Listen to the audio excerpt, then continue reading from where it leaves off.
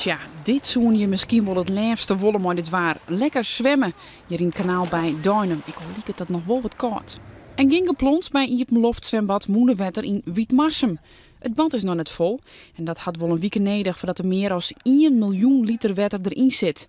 2 mooie Silzie Iepen, maar ja, het is intussen wel 24 graden. Maar het mooie waar, dan lokt het de band die vreeg al wanneer is diepen. En keer vergeten is verjaardagsfeestje hier horen. Maar ja, goed, 2 mei is 2 mei en daar kunnen we helaas net van over. Even verderop binnen de branchema's druk om de gong de poorters in de groen te zetten. Het is droog, het is warm, maar dat ben ik gunstige omstandigheden. De groen is warm, het zet hut aan. Het is zo boven, hè. Die heeft enorm hut. Maar hij net verlet van een buiken? Nou, ik net. Ik heb voor mij nog wel even de roep blijven. Dan kun je het niet, maatje, nou. Nou, voor de vogels is het net noffelijk. Je krijgt boetenwommels bij in natuurgebied Skrok. Ziekjes het wetter dat er nog is massaal op. Natuurmonumenten had hier het wetterpeil ophegen, oors krijg je geen fretten.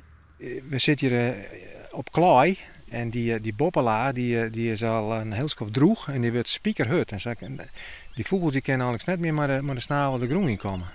Temperaturen 4 boppen de 20 graden. Het is eens wat 10 graden te warm voor de tijd van het hier. En dan is het stroomwaar. Mensen gaan er massaal op uit.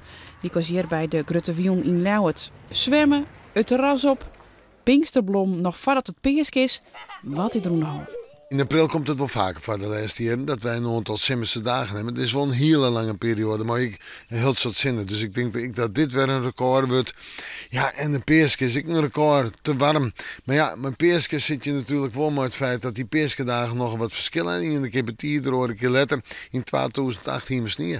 Ik voor het peerske weekend wordt mooi waar zijn. Begin orenweekend wordt het dan wel kouder, hè? Maar ja, dan hebben we het nog goed. 20 graden.